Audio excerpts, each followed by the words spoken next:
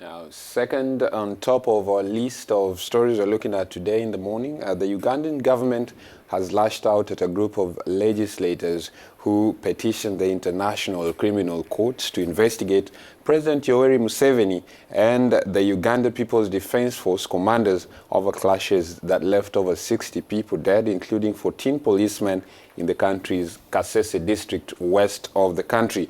Now, while the petitioners claim they had received an acknowledgement letter from the office of the prosecutor at The Hague, it does not imply that an investigation will be opened.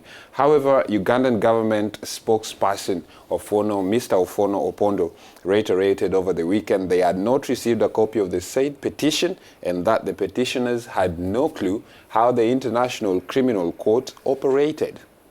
According to the officials, over 60 people were killed in the clashes that took place in November between the combined police and Ugandan military force, a tribal group of the Kingdom of Rwenzururu, located in the border of Democratic Republic of Congo. Its leader, Charles Wesley Mumbere, was arrested alongside several of his guards. He's accused of treason and murder, among other crimes. At the first hearing of his trial, the accused has denounced acts of torture suffered and showed the court wounds and scars incurred. These statistics were denied by a number of Ugandan parliamentarians and NGOs present in the country. William Mzungu, one of the 6 signatories of the petition, addressed the ICC. He assured that the death toll exceeds 200 and argues that the police and military committed genocide and crimes against humanity. The opposition points the president of Uganda, Yoweri Museveni, who has been the end of the state for 20 years. By Winnie Kiza, she is a legislator, member of parliament, and she joins us from Kampala, Uganda. Good morning, Winnie. Why the ICC and not a local court within the country?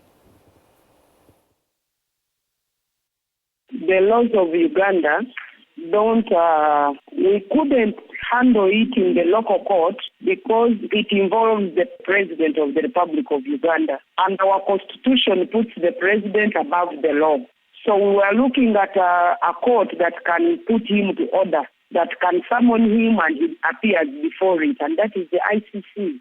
The second reason is that we are choosing the government of Uganda with the president Yoweri Museveni for the murders that happened in Kasese, and we thought it wouldn't be appropriate for us to get to the same government which we are accusing of the murder. Now, Winnie, does this imply you trust the international body, the ICC, more than the local courts within the country? No, of course I can't be complaining about you, and I come to you to sit in the same case. So the person we are complaining about is President Museveni, the President of the Republic of Uganda, whose constitution says the president is above the law. Therefore, we wouldn't get any attention from any Ugandan court. That is why we decided to go to a court where we are signatories anyway, because we are signatories as a country to the Rome Statute. And the Rome Statute, which provides for the ICC, is the only court that can summon a sitting president to answer crimes against humanity. Now, earlier in the week, Winnie, the ICC, through some of the lawyers in your team, said they had acknowledged receipt of the petition.